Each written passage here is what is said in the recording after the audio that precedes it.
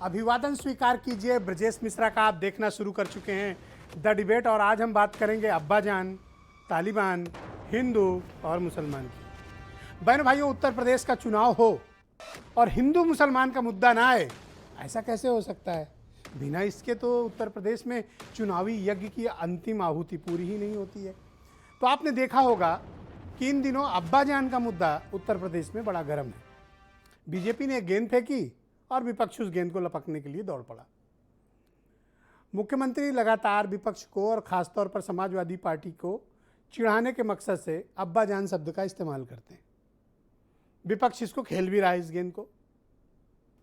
आप याद करिए कि पिछले 4-4.5 सालों में जो मुद्दे उत्तर प्रदेश के चुनाव में होने चाहिए, क्या वो मुद्दे हैं? जिन मुद्दों को लेकर हम लगातार पिछले 4 सालों से सवाल करते आ रहे हैं, क्या राजनीतिक दलों के लिए वो मुद्दे वाकई में जनता के मुद्दे हैं या नहीं हैं? आर्थिक मंदी, बेरोजगारी, गरीबी, कोरोना काल के दौरान की भयानक त्रासदी जिसमें हमने अपने लाखों भाई बहनों को खोया, उस दौरान अनाथ और गरीब लोग किस प्रकार से प्रताड़ित और परेशान हुए, असंख्य की तादाद में लोगों का पलायन हुआ, लोगों की जिंदगी बदल गई। ये मुद्दे सेंटर स्टेज पर क्यों नहीं आने दिए जा रहे और इन मुद्दों पर व्यापक चर्चा क्यों नहीं हो रही है? जिन मुद्दों को हम 4.5 साल से लगातार उठाते आ रहे, विपक्ष उन मुद्दों के आधार पर क्यों नहीं आगे बढ़ रहा? या सत्ता पक्ष के लिए वो मुद्दा क्यों नहीं है? उसका काउंटर नैरेटिव क्यों नहीं है? क्या उत्तर प्रदेश का चुनाव अब्बाजान लड़ेंगे, या उत्तर प्रदेश का चुनाव लड़ने के लिए तालिबान आएगा, या उत्तर प्रदेश का चुनाव हिंदू और मुसलमान लड़ेंगे? कोरोना की त्रासदी ने तो किसी को भी नहीं छोड़ा, अब्बाजान को भी नहीं छोड़ा, फूफाजान को भी नहीं छोड़ा, बप्पा को भी नहीं छोड़ा, पिताजी को भी नहीं छोड़ा, फादर को भी नहीं छोड़ा, डैड को भी नहीं छोड़ा, किसी को नहीं छोड़ा, हिंदू मुसलमान को नहीं छोड़ा। क्या हमें अपनी सामूहिक जिम्मेदारी और सामूहिक चर्चाओं की पर डिबेट करने की आवश्यकता नहीं है? और इन राजनीतिक दलों पर हमको क्या इस बात के लिए जोर देने की ज़रूरत नहीं है कि आप मुद्दे वो उठाए जाएं जो जनता से जुड़े हों, या फिर मुद्दे वो उठाए जाएं जो चाय के उबाल की तरह हों, जैसे कि अब्बाजान? मुझे हैरानी होती है कई बार, और विपक्ष पर भी हैरानी होती है कि इन मुद्दों पर उतना ओवर रिएक्शन क्यों दे रहा है जो मुद्दे वाकई में मुद्दे नहीं है। मैं आज डिबेट इसलिए नहीं आयोजित कर रहा हूं कि अब्बाजान पर हम कोई डिबेट करना चाहते, नो, एब्सोल्युटली नॉट, बिल्कुल भी नहीं। मैं तो आपके वास्तविक मुद्दे बताना चाहता हूं कि आपके मुद्दे क्या हो सकते हैं। आपका मुद्दा गरीबी, बेरोजगारी, कम कीमत पर बिजली मिलनी चाहिए, अच्छी सड़कें मिलनी चाहिए, आपके बच्चों को रोजगार मिलना चाहिए, आपके किसी परिजन की तबीयत खराब हो तो उससे अच्छा अस्पताल और अच्छी दवाएं, अच्छा डॉक्टर मिले, कोरोना जैसी त्रासदी आए तो बिना ऑक्सीजन के लोग ना मरें, हर हाथ को काम मिलना चाहिए, सबके साथ समान व्यवहार होना चाहिए, महिलाओं की सुरक्षा होनी चाहिए, अच्छी कानून व्यवस्था, एक बेहतर, समृद्ध, प्रॉस्परस उत्तर प्रदेश, ये मैं चाहता हूँ। इसलिए मैं आपके मुद्दे उठाता हूँ। पर जब दौड़ मंदिर मस्जिद की हो, दौड़ जब अब्बाजान और तालिबान की हो, और दौड़ जब हिंदू और मुसलमान की हो, तो हमारा और आपका क्या फर्ज बनता है? इन राजनीतिक दलों को खींचकर जनता के मुद्दे पर लाना, यह हमारी आपकी ड्यूटी है। हमारी मतलब मीडिया, आपकी मतलब जनता। इन्हें हमें अपने मुद्दों पर लाना पड़ेगा। चुनाव इनके मुद्दों पर ना हो, यह हमें अपने इंश्योर करना है। क्योंकि भूले भटके भी अगर उत्तर प्रदेश में इन सब चीज़ों के लिए और स्थान मिला तो हम सब के लिए, ये जनता के लिए कितनी तकलीफ की बात होगी कि हमें अपने कोर इश्यूज को एड्रेस करना चाहिए। मेरा आज का यही मंतव्य है कि राजनीतिक दलों को राजधर्म का पालन करना चाहिए। उत्तर प्रदेश सांप्रदायिकता की आग में झुलसने वाला प्रदेश नहीं बनना चाहिए, हमें नहीं बनने देना चाहिए। आपसी भाईचारा, आपसी सौहार्द, प्रेम, एक दूसरे की समृद्धि और प्रॉस्पेरिटी, एक अच्छा माहौल, एक सकारात्मक उत्तर प्रदेश, एक उन्नत उत्तर प्रदेश हमें चाहिए। तो उन्नत प्रदेश अब्बाजान तालिबान नहीं ला सकते हैं। उन्नत और समृद्ध उत्तर प्रदेश हिंदू मुसलमान भी के मुद्दे नहीं ला सकते। उन्नत उत्तर प्रदेश मंदिर और मस्जिद से नहीं बनेगा।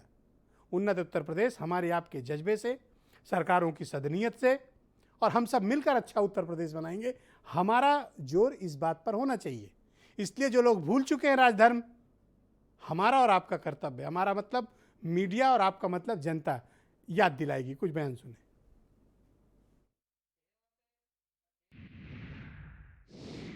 क्या ये राशन 2017 के पहले भी मिलता था कि तब तो अब्बा जान कहने वाले राशन हजम कर जाते थे। तब कुशीनगर का राशन नेपाल पहुंच जाता था, बांग्लादेश पहुंच जाता था। पूरा उत्तर प्रदेश बेरोजगारी, महंगाई, हत्या, लूटपाट इससे गूंज रहा है। महिलाओं का चीरहरण हो रहा है, सरेआम गोलियां चल रही हैं। आप उन पे बात नहीं करने के ऊपर ये अब्बा जान और ये अम्मी जान कह के आप मुद्दों से मत भटकाइए। योगी आदित्यनाथ ये जवाब दें पहले कि कोविड में जो लाशें गंगा में तैर रही थी उनसे पूछा जाकर कि वो अपने माता पिता को अम्मी अब्बू कहते थे, पिताजी माताजी कहते थे, क्या कहते थे? वहां क्यों नहीं ध्यान गया उनका? इस तरह की राजनीति का स्थान अब इस देश में नहीं रहा। तो आज की डिबेट बहुत ही दिलचस्प है, और दिलचस्प इस मायने में है क्योंकि ये आपकी डिबेट है। आपने समझदारी से इसका पालन करना और सुनना है, अपनी राय फेसबुक, ट्विटर और व्हाट्सएप पे देते रहना है। हो सकता है कि कुछ सवाल अगर मेरे पास आएंगे तो मैं ले भी सकता हूँ। अमित पुरी है मेरे साथ बीजेपी से, जूही सिंह समाजवादी पार्टी से हैं, असीम वकार AMIM से हैं, आचार्य प्रमोद कृष्णम जी मेरे साथ मौजूद हैं, फैजान खान थोड़ी देर में जुड़ेंगे, बहुजन समाज पार्टी के प्रवक्ता, और मतीन खान मुस्लिम लीग के अध्यक्ष, और बीरेन्द्र सिंह जी हमारे स्टेट हेड। शुक्रिया, धन्यवाद आप सभी का इस कार्यक्रम में मेरे साथ शिरकत करने के लिए। जूही सिंह जी, मैं कार्यक्रम की शुरुआत आज आपसे करना चाहता हूँ। आज पहला सवाल बीजेपी से नहीं, पहला सवाल मैं लार्जेस्ट अपोजिशन से पूछना चाहता हूँ। जब कोई आपकी पार्टी की तरफ इशारा करते हुए, बिना आपका नाम लिए हुए अब्बा जान कहता है, तो आप लोग इतना ओवर रिएक्शन क्यों देते हैं?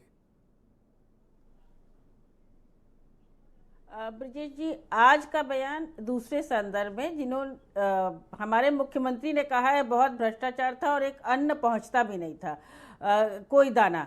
जो पहले का बयान आपने चर्चा किया है वो राष्ट्रीय अध्यक्ष को लेकर उन्होंने कहा था और नेताजी को लेकर कहा था, जो मुख्यमंत्री रह चुके हैं, रक्षा मंत्री रह चुके हैं, एक बड़े नेता हैं, तो वो कुछ सही नहीं लगा। बाकी मुख्यमंत्री की अपनी टीका टिप्पणी की प्रक्रिया है, वो कर सकते हैं। मैं तो इस घोषणा पत्र को देख रही थी, आपने सही कहा, मुद्दों पर बात करनी चाहिए। 4.5 साल के करीब उत्तर प्रदेश की सरकार हो गई है और 7.5 साल की हो गई है केंद्र में। हमें बताएं कि उत्तर प्रदेश में इन्होंने कहा था कि 6 फूड पार्क बनाएंगे, 6 IT पार्क बनाएंगे, हर 3 जिले में हर 3 थाने बनाएंगे महिलाओं के, और 3 बटालियन बनाएंगे ये महिलाओं की सुरक्षा के लिए। डायल 100 का भी इनके घोषणा पत्र में जिक्र है। डायल 100 के एक्सपेंशन के लिए इन्होंने क्या कहा, ये सब बातें जो हैं इनको जवाब देनी पड़ेंगी। मैं गई थी बछरावा, मैं गई थी गोंडा में एक मत्स्य रिसर्च इंस्टीट्यूट बन के खड़ा हुआ है। उत्तर प्रदेश सरकार ने उसको खोला ही नहीं। किस लिए? क्योंकि सरकार बदल गई। आप कह रहे हैं कि हम फिशरीज को प्रमोट करेंगे। एक IT खड़ा हुआ है वहां पर, ITI, वो आपने नहीं खोला। बछरावा में एक पॉलिटेक्निक हमने बनाया था, वो आपने नहीं खोला। ये सब शिक्षा। मैं घूमकर अपने मूल सवाल पे आता हूं मैडम। सड़कें चाहे आप मेरा आपसे बहुत ही स्पष्ट सवाल है, जब कोई अब्बा जान या तालिबान कह के आप लोगों की तरफ उंगली उठाता है, आप लोग ओवर रिएक्शन क्यों देती हैं? हम कोई रिएक्शन दे ही नहीं रहे ब्रिजेश जी। 1.5 महीने पहले उन्होंने कुछ कहा था और वो उंगली नहीं उठाया था। उन्होंने नेताजी का नाम लेकर, अध्यक्ष जी के माता पिता से बड़ा कौन है, उस पर हमने कहा था कि हम अपने पिता को अब्बा कहें, पिता कहें, डैडी कहें, पापा कहें, इट इज़ इररेलेवेंट। मुद्दे पर बात होनी चाहिए और तंज की लहजे में ना कहें। आज के बयान आए और आज तो उन्होंने सभी को कह दिया कि सभी बेईमान है, सभी करप्ट हैं। कुशीनगर में कोई राशन नहीं पहुंचता था, यही कहा है ना उन्होंने। बुद्ध की भूमि पर झूठ बोला है, तो बुद्ध की भूमि फिर अब पूछे। मेरा दूसरा प्रश्न ये है, मूल मुद्दे पर आप लोगों का ध्यान क्यों नहीं जाता? आप लोग मूल मुद्दे को हाईलाइट कब करेंगे? अधिकारी मूल मुद्दे पर बात होनी चाहिए ना। लोगों के नाम काट रहे हैं राशन की लिस्ट से, गरीब लोगों के, उस पर वो क्या जवाब देंगे? साथ ही इनके घोषणा पत्र में ये भी लिखा था कि ये उपलब्ध कराएंगे गेहूं, तेल, गुड़। कहाँ उपलब्ध है? ये कौन सी दुकान में उपलब्ध है? हमें बता दें। किसान की आय दोगुनी हो गई। ये 70 लाख रोजगार की बात। थैंक यू मैडम, बहुत शुक्रिया। 2 करोड़ रोजगार। मैं आचार्य प्रमोद कृष्णम जी को आमंत्रित करता हूँ। थैंक यू मैडम, हो जानी चाहिए थी। Thank you. मैं आचार्य प्रमोद कृष्णम को आमंत्रित करता हूँ। आचार्य जी, मैंने आज आपका ट्वीट पढ़ा, इसलिए आज आपको मैंने डिबेट पर तकलीफ देने दी, आज आपको आमंत्रित किया और आपका कीमती समय मिला। आपका ट्वीट देखकर मुझे कुछ अच्छा टेस्ट नहीं लगा, क्योंकि मैं मानता हूं कि आप सब लोग एक साधु संत हैं, प्रोग्रेसिव लोग हैं। आपको जनता के मूल मुद्दे पर चर्चा करनी चाहिए थी। आप भी वही काम कर रहे हैं कि जनता की अब्बा जान पे बात कर रहे हैं, तालिबान पे बात कर रहे हैं। आपने किस मकसद से वो ट्वीट किया? आपका ट्वीट मुझे एक पत्रकार के रूप में अच्छे टेस्ट में नहीं लगा। जूही जी थैंक यू। जूही जी शुक्रिया। नहीं, ब्रजेश जी, आचार्य जी मैंने ब्रजेश जी, मैंने अपने ट्वीट में क्या लिखा, आपको कौन सी बात गलत लिखी, मेरा ट्वीट पढ़ के बता दीजिएगा, फिर मैं अपनी प्रतिक्रिया दूंगा आपकी बात पे। मुझे लगता है कि आपको अब्बा जान पर कोई ट्वीट नहीं करना चाहिए था।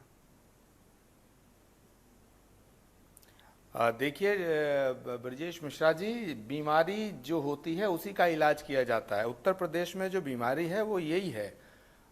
उत्तर प्रदेश का चुनाव मुद्दों पे होगा ये आप भूल जाइएगा।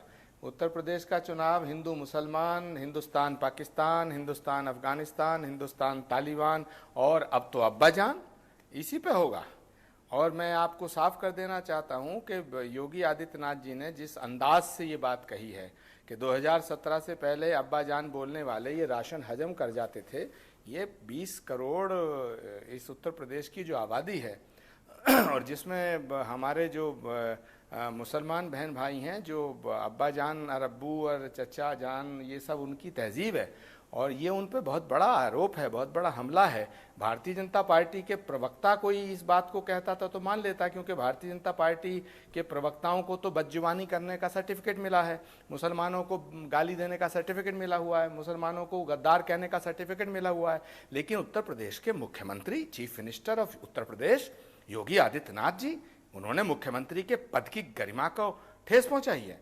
मैं बिल्कुल इस बयान का समर्थन नहीं करता। पर आप उनकी पिच पर क्यों खेल रहे हैं? और वो अगर कोई अब्बा जान पे या तालिबान पर चुनाव चाहता है, भाई आप क्यों इस पे स्ट्रेस कर रहे हैं? आप मूल मुद्दे की बात करिए ना, आपको किसने रोका है? नहीं, अब ब्रजेश जी, कोई मूल मुद्दा नहीं है इस उत्तर प्रदेश में, इसी पे चुनाव होगा। ये पिच सज चुकी है, ये महाभारत का चक्रव्यूह सज चुका है, इससे बाहर चुनाव नहीं होगा।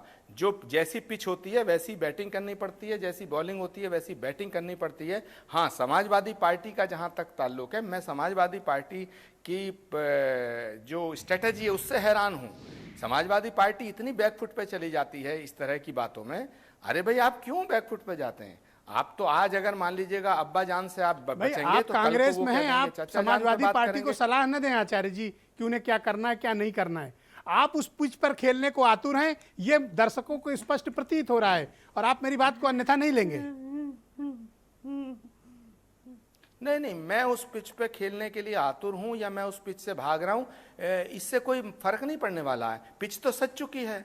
उत्तर प्रदेश का चुनाव, उत्तर प्रदेश का महाभारत इसी जाति और धर्म के नाम पे होगा। हाँ, ये तो अगर आप आपको तो- दिखाई आप नहीं तो- दे रहा आप तो मैं इसमें पैड क्या पहन के और हाथ करूं? या में बल्ला समाजवादी लेके पार्टी को आप दिखाई तो नहीं दे रहा चाहते तो हैं मैं कि क्या इस पिच करूं? पर चुनाव हो।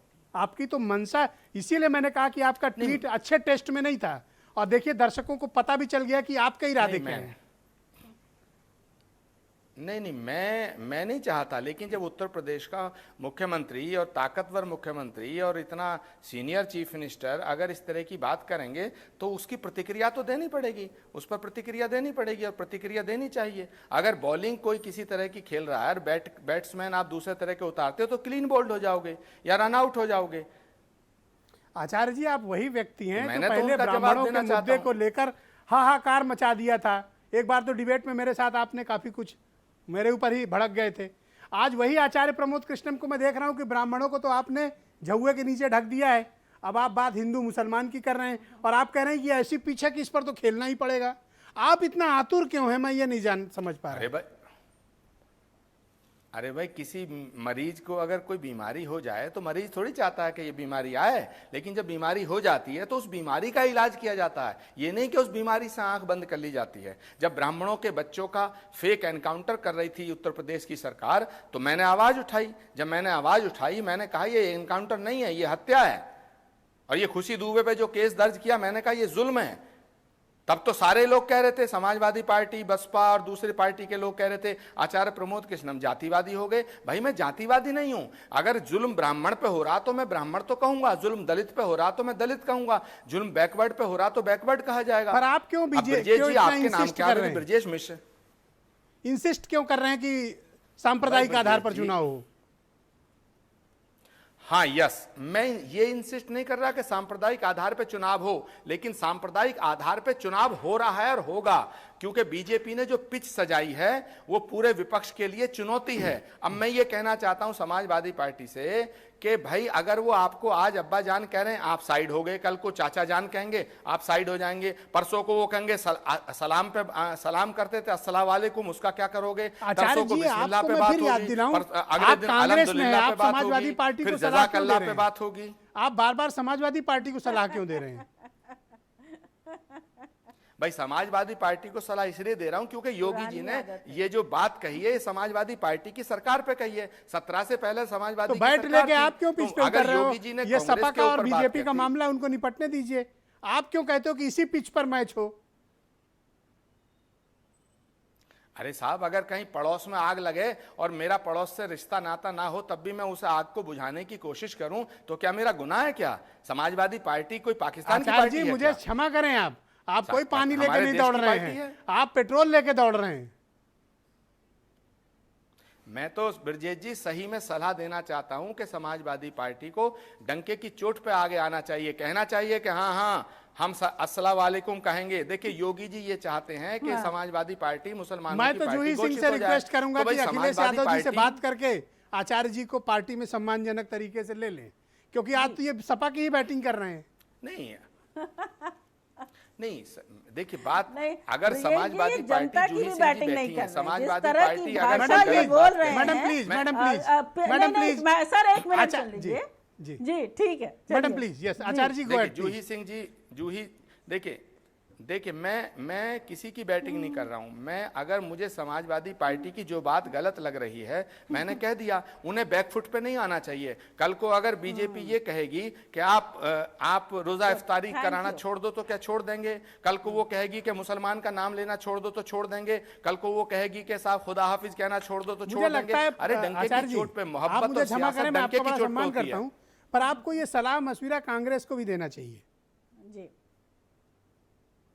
अरे भाई अगर योगी जी कांग्रेस पे जब हमला करते हैं तो मैं कांग्रेस के पक्ष में बोलता हूं, कांग्रेस की तरफ से बोलता हूं, मुझ पे खूब बोले। अच्छा ब्रजेश जी मुझे 10 सेकंड दो, बड़े मजेदार बात है कि मैंने एक नज्म लिखी थी पैगंबर मोहम्मद साहब की शान में, क्योंकि मैंने एक दिन एक तकरीर में ये कहा कि जो राम केवल हिंदुओं के नहीं है, जितना हिंदुओं के हैं उतना मुसलमानों के भी हैं, और पैगंबर मोहम्मद साहब सिर्फ मुसलमानों के नहीं है, जितना मुसलमानों के उतना हिंदुओं को भी उनका एहतराम करना चाहिए। इसलिए मैंने एक नज़म लिखी थी, और मेरे सीने की धड़कन है, मेरी आंखों के तारे हैं, सहारा बेसहारों का खुदा के वो दुलारे हैं, समझकर तुम फ़कत अपना उन्हें तकसीम ना करना, नबी जितना तुम्हारे हैं नबी उतना हमारे हैं। तो ये मैंने इस कॉन्टेक्स्ट में मैंने नज़म लिखी और उनकी शान में पढ़ी। उसके बाद बीजेपी ने मुझे 3-4 साल से लगातार क्या कहा, आचार्य प्रमोद कृष्णम जी तो मुल्ला हो गए हैं। ये मजेदार बात क्या है कि आचार्य प्रमोद कृष्णम पाकिस्तान में पैदा हुए हैं, पेशावर में पैदा हुए हैं। आईटी सेल बीजेपी ने पूरा मेरा कैरेक्टर असैसिनेशन करना चाहा, लेकिन कुछ मेरे साधु संत जो बीजेपी के समर्थित हैं उन्होंने कहा ब्रजेश जी कि आचार्य प्रमोद जी आप ये नज्म हटा दो यूट्यूब से,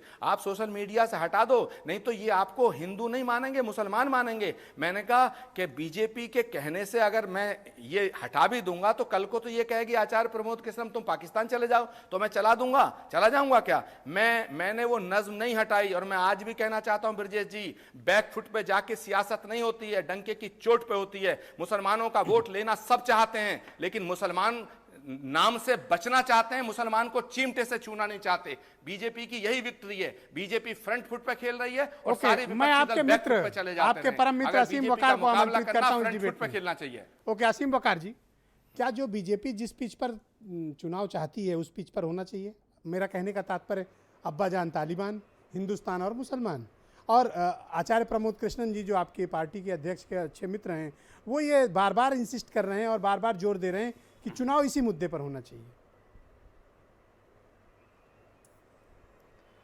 नहीं सर, योगी जी अब्बाजान, पापा, डैडी, मम्मी, आंटी, पिताजी, अब्बू, चचा, चाचा, अगर उनके इन सब बातों से उत्तर प्रदेश का भला हो जाए, बच्चों की फीस जमा हो जाए, लोगों के चूल्हे में दाल पक जाए, तो मैं समझता हूँ लोगों को उनका साथ देना चाहिए।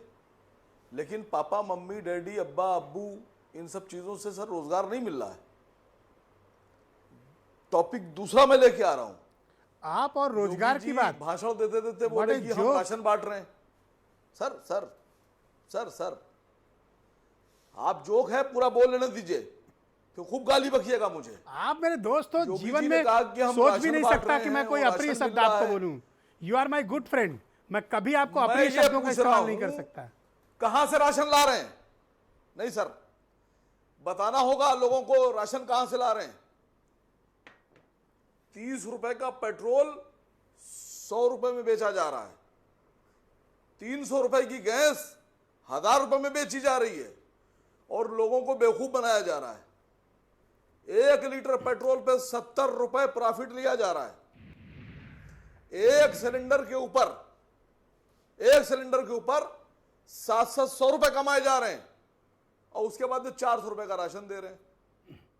अरबों रुपए की कमाई हो रही है सर, कहां से लेके आ रहे हैं तो पैसे? यही मुद्दे योगी आप जी जनता अपनी के जेब बीच से दे लेकर रहे क्यों नहीं हैं, जाते माननीय हैं? मोदी जी अपनी आपके जेब से पार्टी दे के रहे हैं, अमित सदर शाह की साहब अपनी जेब से जब मैं दे रहे हैं स्पीच सर। सुनता हूं तो जनता के उसमें बीच में वही जाना होगा।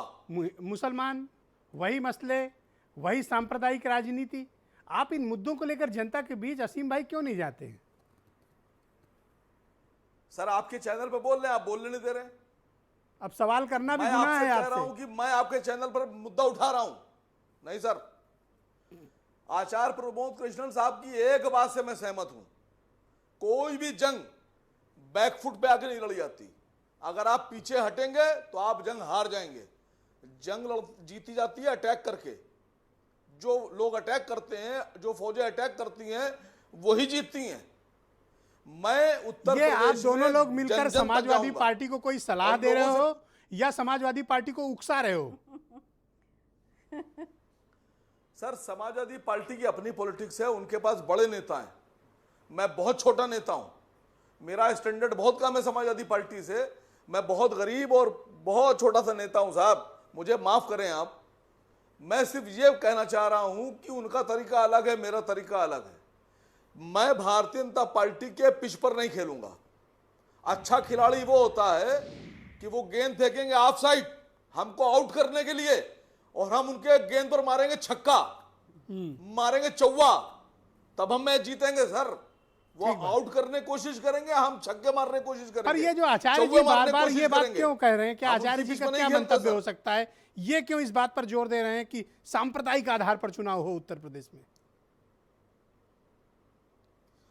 आचार्य जी का सम्मान बहुत करता था मैं, था ना, अब और नहीं निजी करते? तौर पे आज भी करता हूं। अब आचार्य जी ने यहां पर एक बात आपके सामने एक नज़म पढ़ दी, लेकिन आचार्य जी का एक वीडियो और मेरे पास है।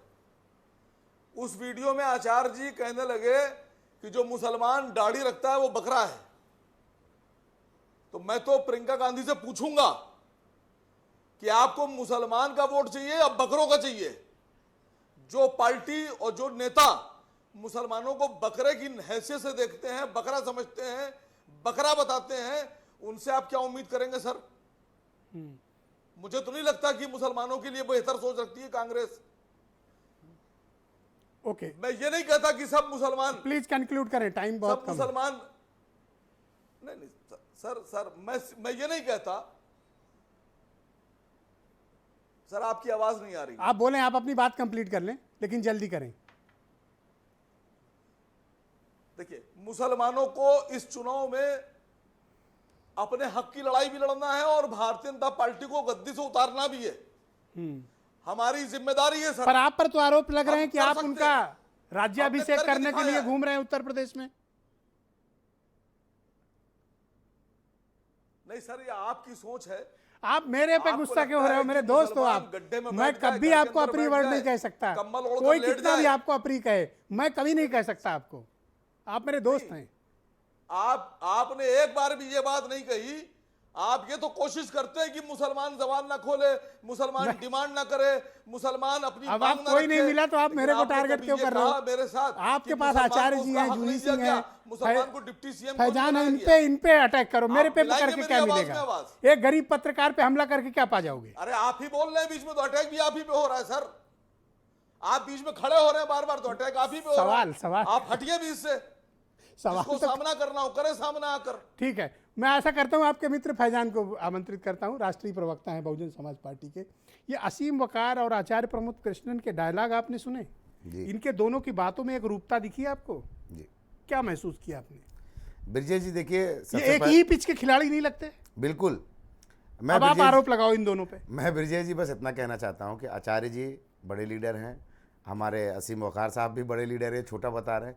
मुद्दा ये लोग जंग की तरफ लेके जा रहे हैं। मुझे ये समझ में नहीं आ रहा है इस जंग में जीतना क्या आचार्य जी को है या वकार साहब को है, या असल में जंग जनता को जिताना है। मुद्दा ये है, हम मुसलमान हिंदू की बात ही क्यों करें? अपने जुबान से हम ये नाम ही क्यों ले रहे हैं? जो ले रहे हैं उन पे हम आरोप तो लगा दे रहे हैं सांप्रदायिकता का, फिर आप लगा रहे हैं तो आप पे भी तो आरोप लगेगा सांप्रदायिकता का। आप अपने दामन को भी तो बचाइए। आप जनता के मुद्दे पे क्यों नहीं बात कर रहे हैं? मैं आज जितने टीवी चैनल पे ब्रिजेश पे बैठा हूं, सब पे हेडिंग है अब्बा जान, सब पे हेडिंग है अब्बा जान। नहीं, पर मैं वो अब्बा जान पे डिबेट बिल्कुल नहीं, मैं आपको नहीं कह रहा हूं, ये दोनों लोग उस बात को उठा रहे हैं। मैं कह रहा हूं लेट इट बी। आदरणीय मुख्यमंत्री जी ने बोला, वो उनका सोच, उनका विचार होगा, इसलिए बोला क्योंकि उनके पास जाहिर सी बात है स्टेज पे जाने के बाद एक काम नहीं किए तो बोलेंगे क्या? मौन तो रहेंगे नहीं, कुछ तो बोलना ही है, तो बोल देंगे ये बातें। करेक्ट बात है। मैं मतीन खान को आमंत्रित करता हूँ, मुस्लिम लीग के अध्यक्ष हैं। मतीन भाई, आपको तो बहुत मजा आ रहा होगा इन दिनों उत्तर प्रदेश की राजनीति में इस तरह के जो स्टेटमेंट्स आ रहे हैं। देखिए ब्रजेश भाई, असल में मुझे बड़ा अफसोस भी हो रहा है कि आचार्य प्रमोद कृष्णन जी आज बैठे हैं, और जिस अफसोस इनके बैठने पे है। हाँ, नहीं, जो इनकी सोच और फिक्र है इन्होंने जो फील्ड तैयार की थी, ये हिंदू मुस्लिम की फील्ड ही तैयार करके लाए थे। बाबरी मस्जिद ये इकलौते ऐसे आचार्य हैं, हिंदू आचार्य, जो दोनों पक्षों से गाली खाने के लिए मशहूर हैं। नहीं, अब आप भी इनको गाली दें। अब मजबूरी ये रही इनकी कि वो फील्ड निकल गई और इन्होंने सरेंडर कर लिया। आज आपके सामने ये सापा को बता रहे हैं कि सापा को आना चाहिए, ये कहना चाहिए, वो करना चाहिए। सरेंडर कर दिया इन्होंने हार ऐसे अल्फाज इस्तेमाल कर रहे हो आप। हार स्वीकार कर ली। अभी ब्रजेश भाई, अभी इन्होंने बाकायदा इस बात को कहा है कि कांग्रेस मतलब बड़ा अहम मामला था। इस मामले को लेकर के जिस अंदाज में नॉर्दर्न इंडिया में उनकी जो पॉलिसीज़ रही हैं, उस पॉलिसीज़ में ये धीरे धीरे पीछे आचार्य की किस बात को आपको लगा कि ये राजनीतिक तौर पर इन्होंने सपा के सामने सरेंडर कर दिया? भाई, अभी इन्होंने बाकायदा इस बात को तस्लीम किया कि इसका जवाब तो ये देना चाहिए, समाजवादी को देना चाहिए, समाजवादी को करना चाहिए, समाजवादी ये करे, समाजवादी वो करे। और ये जो पूरी फील्ड जो बना के रखी है हिंदू और वर्सेस मुसलमान की। आपने आचार्य पर तो आरोप लगा दिया, आपने असीम वकार भी तो सलाह दे रहे थे, इनको ऊपर तो आपका जुबान नहीं खुलती जी। असीम वकार पर तो आप नहीं बोले, वो भी तो सपा को सलाह दे रहे थे। नहीं, इन पे भी लानत दो, अगर उन पे लानत दिया तो। लानत तो मैं किसी पे नहीं दे रहा हूँ, ना आचार्य जी पे दे रहा हूँ, ना मैं कह रहा हूँ जो आपके मन में है इनको लानत देने की तैयार की थी कांग्रेस ने, उस पिच पे आज बीजेपी आके खड़ी हो गई। जो पिच तैयार करी थी कांग्रेस ने, बहुत मेहनत से, मशक्कत से उस पिच पे आकर के बीजेपी खड़ी हो गई। आचार्य जी कुछ रिएक्शन देना चाहते हैं, मैं चाहता हूं वो बोलने, क्योंकि दो लोगों ने उनके ऊपर गंभीर निजी व्यक्तिगत आरोप लगाए। आपने आरोप लगाया कि सरेंडर, और असीम वकार ने कुछ निजी आरोप लगाए। आचार्य जी, मैं आपको 1 मिनट का वक्त देता हूं, इसके बाद अमित पुरी को जोड़ूंगा।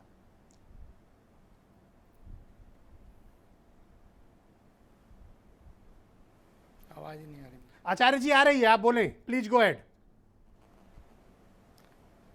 हेलो ब्रिजेश जी, आपने मुझसे पूछा? जी, मैं आपसे पूछा हूं, गो अहेड, आप बोलें। 2 निजी आरोप आप पर। क्या? नहीं, मैं समझ नहीं पा रहा हूँ, आप दोबारा रिपीट कर दीजिएगा। आपके ऊपर मतीन खान का आरोप है कि कांग्रेस ने उत्तर प्रदेश में सपा के सामने सरेंडर कर दिया।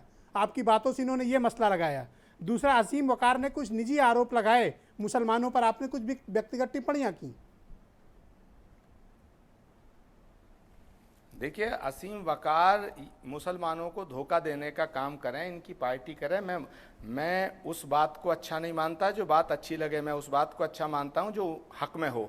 मैं हमेशा मुसलमानों के हक में बोलता हूं और हिंदुओं के हक में भी बोलता हूं।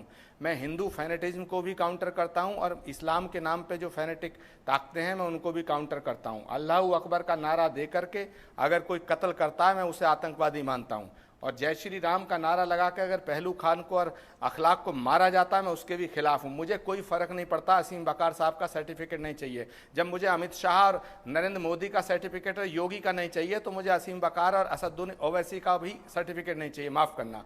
इसलिए ये बातें ना करें, बात मुद्दे की करें।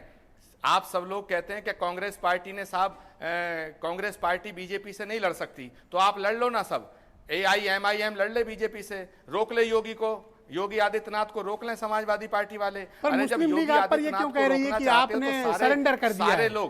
सारे लोग सुनिए, मुस्लिम लीग इस देश की दुश्मन है, समझे? अच्छा। मुस्लिम लीग भी दुश्मन है और इस देश नॉर्दर्न की इंडिया में इनकी जैसी विचारधारा के लोग मतीन भाई गलत बात।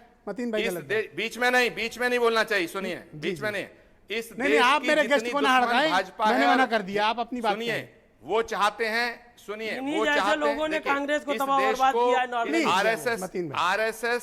RSS सुनिए, RSS और बजरंग दल, हिंदू महासभा चाहते हैं कि इस देश को हिंदू राष्ट्र बना दिया जाए, हम उसके भी खिलाफ हैं। और अगर मुस्लिम लीग चाहता है कि इस देश को मुस्लिम राष्ट्र बना दिया जाए, हम उसके भी खिलाफ पर हैं। ये मतीन हम खान महात्मा क्यों कह गांधी रहे हैं के कि उसूलों पे कांग्रेस ने चलते सपा जो के कहते सामने हैं, सरेंडर कर ईश्वर, दिया है? अल्लाह। इनके इस आरोप का आपको जवाब देना ही चाहिए। अरे छोड़िए ना, नहीं बोल ये पाएंगे सब लोग, ये सब इन्हीं की इनकी जैसी पार्टी है, मानसिकता ने बीजेपी, बर्बाद ये सब किया है बीजेपी यूपी के के मतीन भाई, आप बीजेपी के व्यक्तिगत एजेंट हैं। आरोप आचार्य जी ये पर मत सब लगाएं। बीजेपी मैं के बार बार मना एजेंट कर हैं। रहा हूं, आचार्य जी सम्मानित व्यक्ति हैं, आप ये कोई सब- व्यक्तिगत आरोप मत लगाएं। ये सब ब्रजेश जी मुझ पे आरोप, इन्हीं की आप नाकामियों की परेशान वजह मत से होइए, कांग्रेस गुस्सा मत होइए, बैकफुट मुझ पर पे है। कितना ही आरोप लगाइएगा। सुनिए, मुझ पे आरोप लगाने दीजिएगा। बीजेपी चाहती है कि आचार्य प्रमोद कृष्णम बर्बाद हो जाए, तबाह हो जाए और ये मार दिया जाए, और जिस आदमी पे बीजेपी हमला करती है उसी पे मुस्लिम लीग हमला करती है, AIMM करती है। आप बात को समझो, जो आदमी बीजेपी के टारगेट पे है वही मुस्लिम लीग के टारगेट पे है। इसका मतलब आप समझ रहे हैं, इसका मतलब सारी दुनिया समझ रही है। मैं काउंटर बहुत आखिर में तगड़ा किया आपसे निवेदन आचार्य करना जी ने। चाहता हूं, अगर बीजेपी को हराना चाहते हैं सब लोग, और बीजेपी की पिच पे खेलकर उसे हराना चाहते हैं, तो सारे लोग मिलके एक विचार करें, बैठक करें, सब लोग मिलकर एक मोर्चा बनाएं और तब बीजेपी को हराना चाहें। ऐसे अलग अलग दुकान काफी में मुंहतोड़ सौदे लेके जवाब आपने बीजेपी मतीन नहीं खान हारेगी। को दिया। उत्तर प्रदेश इनकी के अंदर- आवाज निकल गई, गिग्गी बन गई उत्तर इनकी। प्रदेश के अंदर, अब बंद हो गई आवाज। उत्तर प्रदेश के अंदर जो बीजेपी चाहती है, जो योगी आदित्यनाथ चाहते हैं, वही ये क्षेत्रीय दल चाहते हैं, वही ये काम कर बोलिए रहे मतीन हैं। खान। अगर वाकई ये योगी आदित्यनाथ जी को हराना चाहते हैं, तो ना तो असदुद्दीन ओवैसी से योगी आदित्यनाथ हारेंगे, ना मुस्लिम लीग से हारेंगे। अगर वो हारेंगे तो सब लोग मिलकर के एक ओके, विचारधारा, थैंक यू। इसीलिए कांग्रेस ने सरेंडर कर दिया कि हम नहीं लड़ सकते। थैंक यू, धन्यवाद। इसीलिए मुस्लिम लीग और MIMI है कि मैदान में वो मुकाबला करेगी। इनके जैसे लोगों ने ही बर्बाद करके रखा है यहाँ रोक पर। लो, इन्हीं योगी के जैसे आदित्यनाथ लोगों जी ने को रोक हिंदू लो, मुसलमान को मिलकर बांट रोक करके लो, रखा पता चल है। जाएगा। इन्हीं के आपने जैसे आसाम लोगों में ने भी बाबरी रोका था, मस्जिद को शहीद बीजेपी को कराया है। आसाम में भी इन्हीं के रोका था जैसे आपने। लोगों ने आपने आसाम में भी रोका था, जो रोक लो ना। मुसलमानों को आज जो काम बीजेपी चाहती है, मजदूर आप बना लोग के वही रखा काम है, करते हो। आप मोची लोग बना के सच रखा है, मायने जो में आप हालात मुसलमानों बदतरीन को करके गुनाह- इन्हीं के आप जैसे लोगों ने मुसलमानों को करके धोखा रखा देते है। हैं। आप इन्हीं के जैसे मुसलमानों लोगों के ने आज गुनहगार इसीलिए हैं। तरस आपने रहे हैं। मुसलमान कौम इनको को जब बदनाम किया मुसलमानों ने है। धक्का आप दिया मुसलमानों है, को बेचने तभी का से ये काम तरस करते रहे हैं। हैं। आपको शर्म आनी चाहिए। इनको आपने जब धक्का मुसलमानों दिया के है नाम पे कांग्रेस दलाली को, की, आप इन्हीं मुसलमानों को को बेचने का काम आचार्य करते हैं। प्रमोद कृष्ण आप इस जैसे कौम नहीं, को दलाली धोखा वगैरह के दिया, शब्द नहीं आप इस्तेमाल जाने, कीजिए। दो। कोई आप किसी को जाने, दलाल ना आप कहे। जाने, नो, नो, प्लीज। आप जाने, आपका भगवान जाने। वोट की भीख इसीलिए मांग रहे हैं कि मुसलमानों ने धक्का दे आप दिया मुसलमानों इनको। को धोखा देना चाहते हो, दो धोखा दो। बीजेपी ऐसे नहीं हटेगी। बीजेपी तब हटेगी जब समान विचारधारा वाले लोग एक ओके, झंडे के मतीन खान। नीचे आएंगे। Okay, all right. इसीलिए जो है सरेंडर करे हुए हो, Thank you. इसीलिए आप सरेंडर करे हुए हो कि आप लड़ने की हिम्मत नहीं है। आप मुसलमानों को गाली दोगे, आप मुसलमानों के जो है बाबरी मस्जिद को शहीद करवाओगे, अरे छोड़िए, फिर इसीलिए जो है आकर के कहोगे कि साहब मैं नहीं लड़ सकता, अब मेरे पास का नहीं है, लिहाजा ये नहीं होना चाहिए, UDF का साथ नहीं होना चाहिए, मुस्लिम लीग का साथ नहीं होना चाहिए। मुस्लिम लीग ये है कि इज्जत बचाए हुए है साउथ इंडिया में, मुस्लिम लीग ये है कि साउथ इंडिया में इज्जत बचाए हुए है। हर हिंदू और मुसलमान यहाँ का तुम्हारे आपके लोगों जैसे को लोगों की सर्टिफिकेट नफरत मुझे की नहीं वजह चाहिए। से मुझे आपका ना राष्ट्रीय बीजेपी का अध्यक्ष हार गया सर्टिफिकेट यहाँ चाहिए, पर। ना कैसी बातें करते हैं? एक सेकंड रुकिए, राष्ट्रीय एक अध्यक्ष सेकंड हारा है, छोड़िए इन सिर्फ बातों आपके को। जैसे एक लोगों सेकंड की रुकिए, रुकिए। नफरत की 1000 वजह से 10,000 रुपए आपने लेके अपनी मुसलमानों को दुकान चलाई नहीं, नहीं, Acharya ji, no, no, no, no. Mateen भाई किसी से पैसे नहीं लेते। इस तरह के आरोप मत लगाएं। आप जैसे लोगों की इसीलिए वजह से मुसलमानों यार ने मुझ पे उठा के आचार्य जी ऐसी भाषा नहीं आप बोलें। जैसे लोगों की वजह से इसीलिए मुसलमानों ने कांग्रेस और मुझे आपकी जाना है, जैसी मुझे विचारधारा को दूसरी फेंक जगह पे दिया उठा के। Okay, all right. माफी चाहता हूं अमित पुरी जी को डिबेट पे लाया जाए। भाई अमित पुरी जी, मुद्दों के आधार ये पर मिलके मुझे गाली दें, नहीं, स्वागत है नहीं, इनका। आपको कोई गाली नहीं देगा। मैं बैठा हूं ना, आपको गाली कैसे कोई दे देगा? आपका सम्मान करते हैं हम सब, गाली कोई नहीं देगा और कोई किसी को अप्रिय शब्द नहीं कहेगा।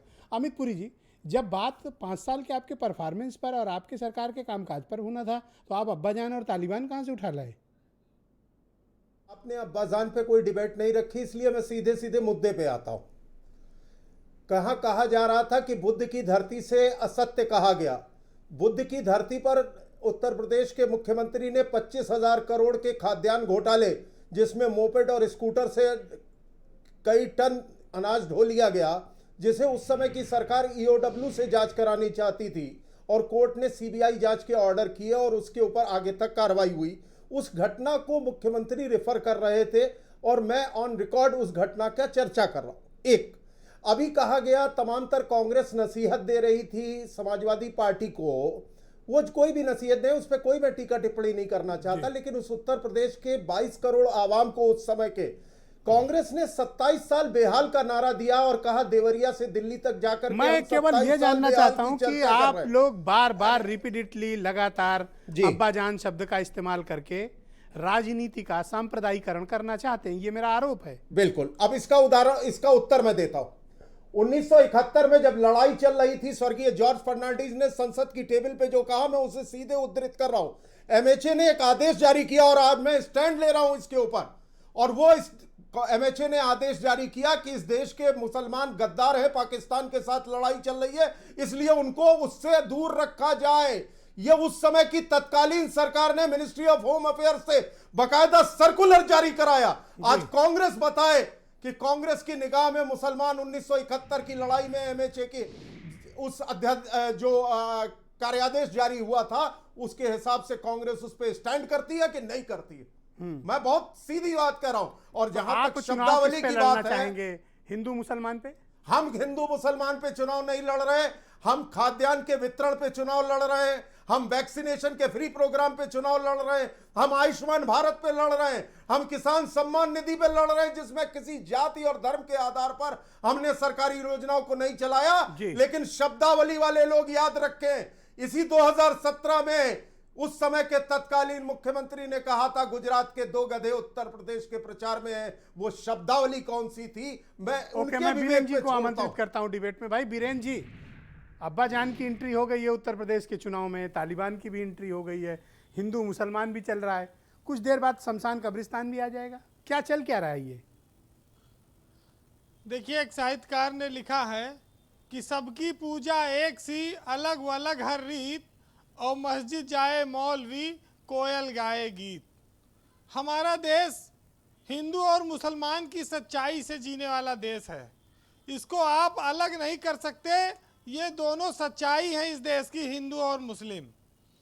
लेकिन कभी बुद्ध की धरती से, कभी पश्चिम की धरती से, कभी किसानों की धरती से तमाम बातें आती हैं। पुरी साहब को खाद्यान्न घोटाला तो याद है, लेकिन एक एसपी हत्या करा के महोबम पैसा वसूल रहा था, वो याद नहीं है। एक एसपी ने प्रदेश में ट्रांसफर पोस्टिंग में पैसा लेने का मामला उजागर किया, लाखों रुपया देकर 5 अधिकारी उसमें फंसे, वो इनको याद नहीं है। तिरंगा यात्रा के दौरान कासगंज में एक युवक की मौत हो गई, वो बात ये याद नहीं रखते। इनको दूसरे पाप याद है, अपने कुर्ता पे ये देखना नहीं चाहते कितना दाग लगा है। ये खाली बस आज ये आपने कहा कि शमशान कब्रिस्तान, ये चुनाव में भी बोले थे, इन्होंने देखा कि किस तरह से कोरोना काल में पूरा दोनों हाउसफुल हो गए, भर गए, जगह नहीं बची न कब्रिस्तान में न शमशान में। और उन सब चीज़ों को दुरुस्त करने के बजाय ये अब्बाजान शब्द आ गया।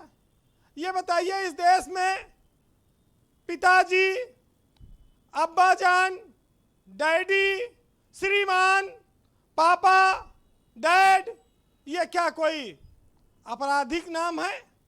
या सबके शब्द अलग अलग हो सकते हैं, भाव क्या निकलता है इनसे? ये पूरे देश और दुनिया में क्या भाव निकलता है इससे? इसमें क्या कमी है?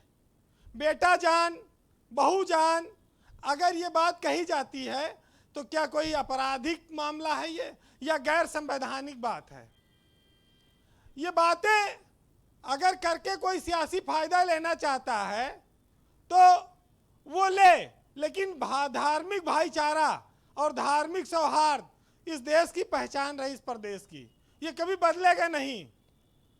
कुछ इलाकों में किसी की संख्या ज़्यादा है, किसी दूसरे धर्म और मजहब को की भावनाओं को ठेस पहुंच जाए, कोई परेशानी हो, वो लॉ एंड ऑर्डर से जुड़ा मामला हो सकता है, सरकार देखे उसे।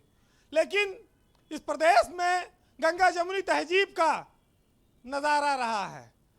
ये मुस्लिम लीग क्या भाजपा की भाषा बोल रही है? क्या इनको ये तय कर ले पहले कि इनको बीजेपी से लड़ना है कि कांग्रेस से लड़ना है? कांग्रेस सरकार बनाने जा रही है कि बीजेपी बनाने जा रही है?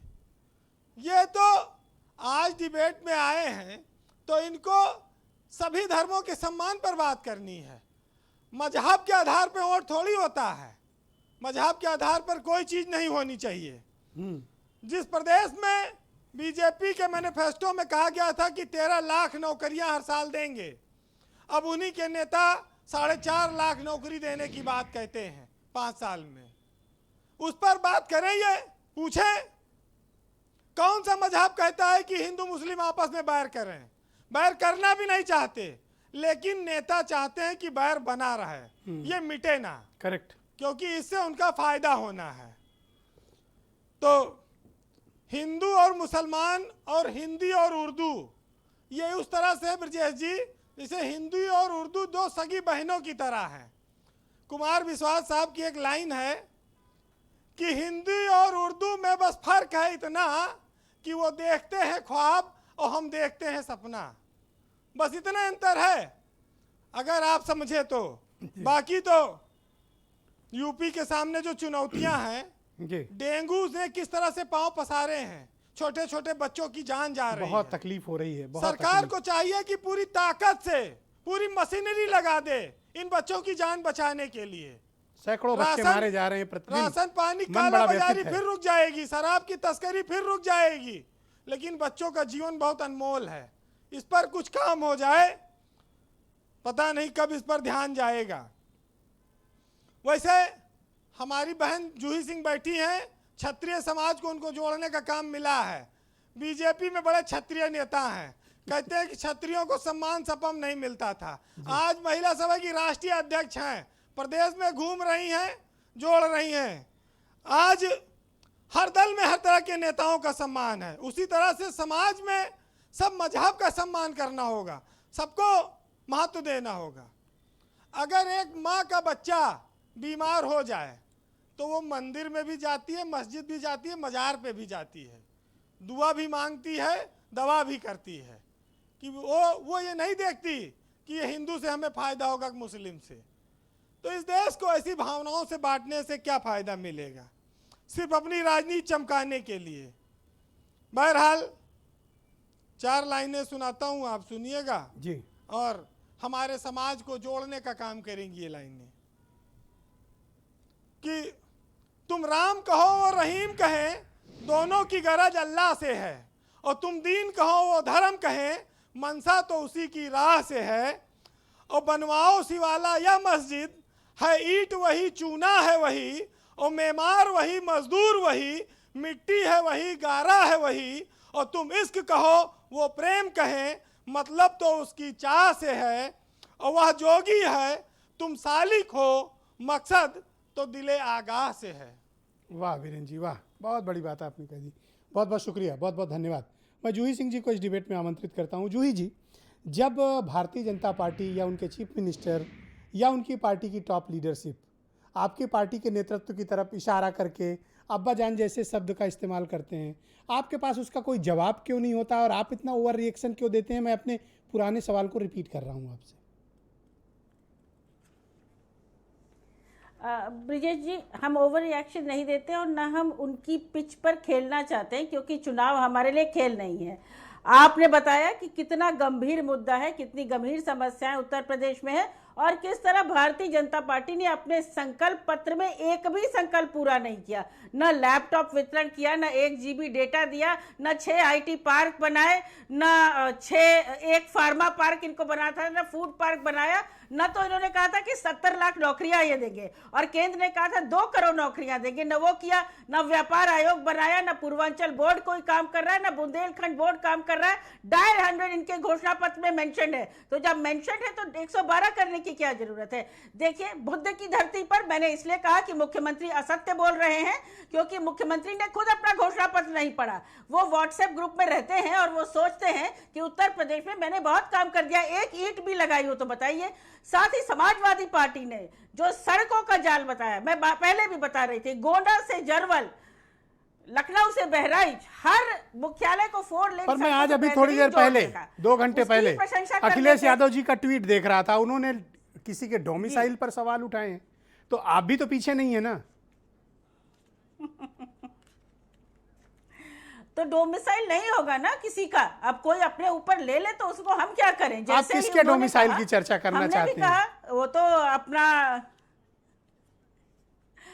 हम व्यवस्था बदलना चाहते हैं, सरकार बदलना चाहते हैं और वो हम बदलेंगे।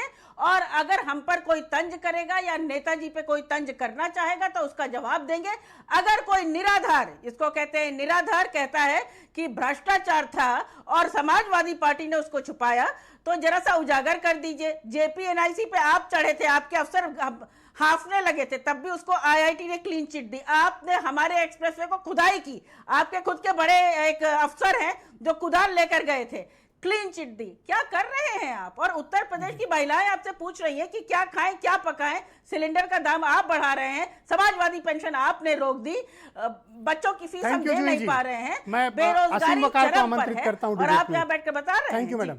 असीम भाई, अभी आचार्य प्रमोद जी ने बड़े काफ़ी गंभीर बातें कही आपकी पार्टी को लेके कि दरअसल बीजेपी को जिताने का जिम्मा तो आपने ले रखा है, ऐसा आचार्य जी का मत है।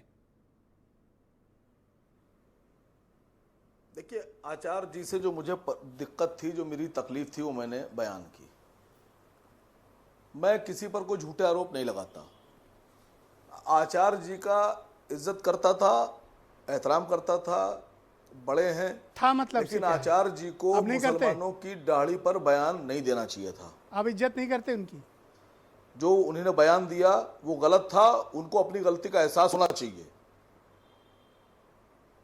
होगा ये कि अगर कोई जज्बात में आके आचार्य जी की दाढ़ी पर बयान दे देगा तो हम लोग को तकलीफ होगी, हमें अफसोस होगा।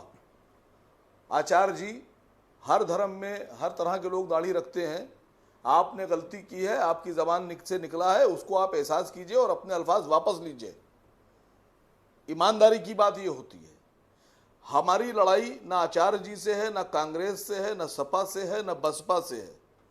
हम सब की लड़ाई इस वक्त यह है कि हम जनता की आवाज बनकर भारतीय जनता पार्टी को कुर्सी से हटाएं। सांप्रदायिकता फैलाकर आप कौन सी जनता की सेवा करना चाहते हैं असीम भाई? जब मैं सवाल करता हूं तो आप मुझ पर गुस्सा हो जाते हैं। इसलिए हो जाता हूं कि मैंने इतनी बात की, इसमें एक भी अल्फाज सांप्रदायिकता के पूरे देश और दुनिया में नहीं बता सकता। अरे कह दिया आचार्य जी ने, तो अब आप उनके पीछे ही पड़ गए। क्या आचार्य जी का स्टेटमेंट ही सबसे बड़ा मुद्दा है? आप इग्नोर कर दीजिए उनकी बात को।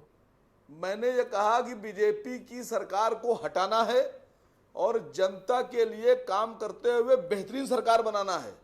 अब इसमें अगर आपको सांप्रदायिकता दिख रही है तो मैं समझता हूं कि बहुत बेहतरीन आंखें हो गई आपकी। खूब देखिए सांप्रदायिकता सर। मैं तो बीजेपी को हराने के लिए कटिबद्ध हूं, लेकिन इसमें मैं तो ये फैजान बार बार क्यों कह रहे थे? पिछली बार भी फैजान कह रहे थे कि आप इसी चैनल की एक डिबेट में कह गए थे कि आप सपा को हराना चाहते हैं। ये फैजान आपके ऊपर क्यों बार बार आरोप लगाते हैं बीएसपी वाले? इनको आपसे क्या तकलीफ है? नहीं, मैं बताऊं आपसे, इनको तकलीफ क्या है आपसे? दिल की बात आप लोग कह देते हैं।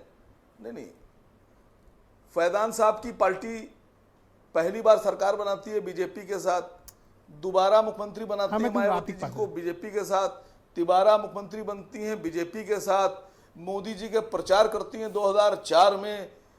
आप पर्दे के पीछे से कर रहे हैं, वो 3 बार सामने से करनी क्या मतलब? मेरठ में एक कट्टरपंथी ना जीत जाए इसलिए मैंने अपना पूरा वोट बीजेपी को दे दिया।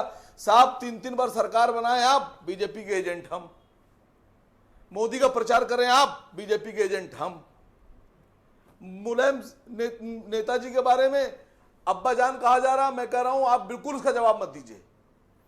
आप मुद्दे पे कायम रहिए। ओके फैजान हम खान, भी कायम ऑलराइट, थैंक यू असीम भाई। आप कटिबद्ध रहिए, असीम भाई, वचनबद्ध रहिए। सरकार काफी को बेकरार हटाना है मेरे योगी दोस्त जी की, फैजान, बीजेपी की सरकार को फैजान हटाना भाई है बेकरार हैं और आपको नई जवाब सरकार देने के लेकर लिए, आना है। और अभी ब्रिजेश जी, यही मैं- करारा जवाब ले लीजिए तत्काल। ब्रिजेश जी, मैं असीम वकार साहब का भी जवाब दूंगा, उससे पहले मैं आपके चैनल से ये कह दूं कि जिस वक्त ये झूठा साबित करा दीजिए। ओफो, सुन लीजिए असीम भाई, मुझे झूठा असीम साबित भाई करा सुन दीजिए। तो लीजिए।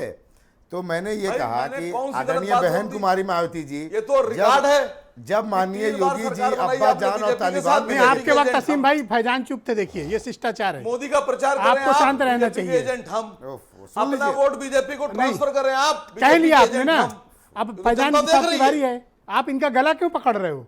बोलिए फैजान। तो ब्रिजेश जी, मैं ये कहना सर, चाहता था, आप- जिस आप वक्त ये लोग समझिए मेरी मुद्दे बात। पे भारतीय इससे कोई जनता टीआरपी नहीं आने वाली। पार्टी, सुन लीजिए असीम भाई, सुन लीजिए असीम भाई, सुन लीजिए। नहीं, ये गलत कर रहे हैं असीम भाई। अब पता नहीं फैजान क्यों बर्दाश्त कर रहे हैं आप इनको। नहीं बर्दाश्त इसलिए कर रहे हैं, ये चूंकि जान रहे हैं कि बहुजन समाज पार्टी जो है मुद्दे की बात करेगी, इनके असल मुद्दा हिंदू मुसलमान है, फैजान उस पर बात ही नहीं करते। दिक्कत ये है असीम भाई के साथ, ओके, दिक्कत ये है असीम भाई के था। साथ, फैजान हिंदू मुस्लिम की क्यों नहीं बात कर रहा है, फैजान मुद्दे की क्यों बात कर रहा है। हाँ, सुन लीजिए असीम भाई, मैं यही ब्रिजेश जी आपसे कह रहा हूं, जिस वक्त ये लोग असीम वकार साहब और MIM इनकी पूरी टीम और भारतीय जनता पार्टी, तालिबान, अब्बा जान और ये सब पे लगी थी, आदरणीय बहन कुमारी मायावती जी उस वक्त जो आपने असल मुद्दा आज उठाया अपने चैनल के माध्यम से, उस वक्त उन्होंने डेंगू के बीमारी के बारे में बच्चों को लेकर सरकार से सवाल भी पूछा और उन्हें उसको फैसिलिटी भी देने को कहा।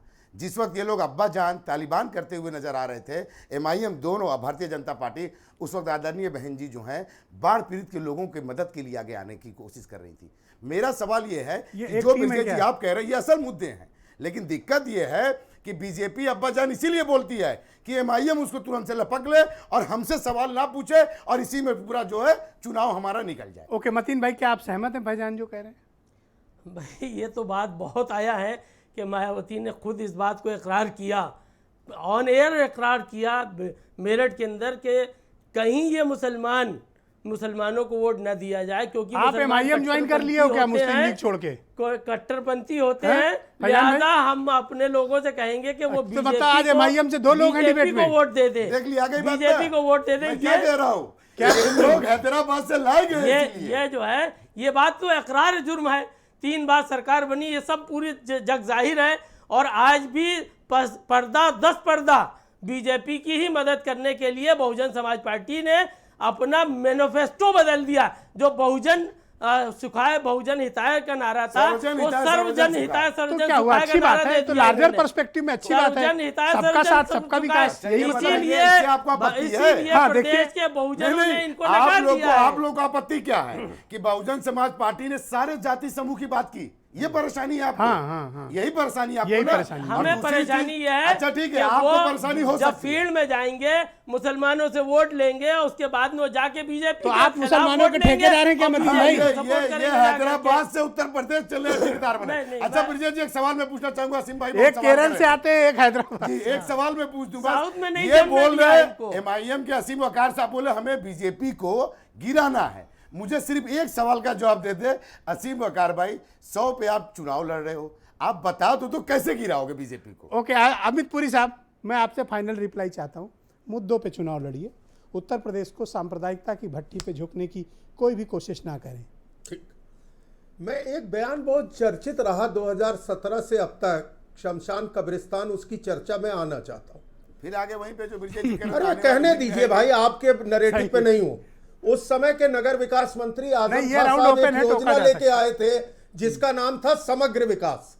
उस समग्र विकास के बजट में उन्होंने कब्रिस्तानों के लिए पैसा अलॉट किया, शमशान के अमित लिए पुरी नहीं जी, किया। आप क्यों पूरे मुद्दे तो पर अब कब्रिस्तान सवाल ये शमशान था में जाते हैं? कि उत्तर आप प्रदेश क्यों की नहीं जनता डेंगू के को बारे यह में बात जानने कर का रहे हैं? हक है कि कोरोना नहीं से हमारे मर कि रहे हैं। प्रदेश के बजट में ऑक्सीजन पर बात समग्र विकास में भविष्य ऑक्सीजन पर बात हो। बिगड़ रहा है, मर रहा है, क्यों नहीं बात और कर रहे हैं? वहां से ये बहस का मुद्दा निकला। अमित पुरी जो जी, आप बजट जवाब दें थी, इसका। वहां से ये मुद्दा आप निकला। बाढ़ पीड़ित के और लोगों मैं के लिए एक क्यों चीज नहीं और बात कर रहे साफ हैं? कर दूं जोही जी को ओफो। कि जोही जी एक बात जान लीजिए, 112 रखने का फैसला बाढ़ पूरे की देश के विभीषिका में अपराध आपने के क्या integrated किया? system आप को अमित भारत पुरी के जी लिए मुझे जो एक चीज किसान बताइए, मजदूर आप हैं, कब्रिस्तान शमशान अब्बा जान से कब बाहर निकलेंगे? अत्याचार हो रहा है, आप बीच डेंगू में में मरते हुए आपने बच्चों के क्या लिए किया? कब काम आप करेंगे? बताइए कि जो तीन आप बाढ़ महिलाओं की पीड़ित के लिए बटालियन कब बनानी काम थी, वो करेंगे? तीन महिलाओं अमित की पुरी जी से बटालियन इसमें आप जवाब क्यों दीजिए। नहीं बनाई? वैक्सीन का आपने काम उत्तर कौन कर रहा प्रदेश की जनता से है? झूठ क्यों खाद्यान्न बोला? कौन बांट रहा आप है? बताइए कि आप- किसानों को सम्मान निधि कौन दे रहा है? किसानों को कहाँ दुगना है है हिंदू कह मुसलमान का के आपने तफरका ठगने का काम किया। कहाँ है आप बताइए किसानों को नहीं, न्यूनतम नहीं, नहीं, समर्थन बताएगा। मूल्य अमित दिया पुरी आपने। जी, कोई किसानों ये को तालिबान आंदोलन अब्बा जान का पे पैसा आप नहीं दिया। बात कर सकते। आपने कहा था कि किसान हम 9 गेहूं महीने से तेल सब सड़क पर है, मिलेंगे। आप उसे किसान बनने से कोई इनकार कर बताएगा रहे हैं। आयुष्मान भारत में सर बताइए कहाँ ना, हिंदुस्तानी महिलाओं को क्यों नहीं आप सुरक्षा दे कहाँ रहे हैं? शौचालय बनवाने किसान में? आपके सामने हिंदू बीच का बात नहीं कानून कि आप 6,000 रुपए, 2,000 रुपए कहाँ करेंगे, है? और कहाँ 1,000 है? सिलेंडर आप को कहाँ खरीद रहे हैं। से वाह, हैं? शर्म आनी चाहिए आपको। बहुत बहुत शुक्रिया, थैंक यू। टाइम ओवर हो चुका है। मैं आप सब सहारनपुर का पूरा थैंक यू, एक्सप्रेसवे आप सब घोटाले में चला गया, गणमान्य एक पैसा अतिथियों का खर्च मैं नहीं हुआ। शुक्रिया अदा करता हूं, बहुत धन्यवाद देता हूं और उत्तर प्रदेश के अपने 24 करोड़ सुधी जनता और भाइयों बहनों का बहुत आभार प्रकट करता हूं। इस कार्यक्रम को देखने के लिए बहुत बहुत शुक्रिया, धन्यवाद, नमस्कार।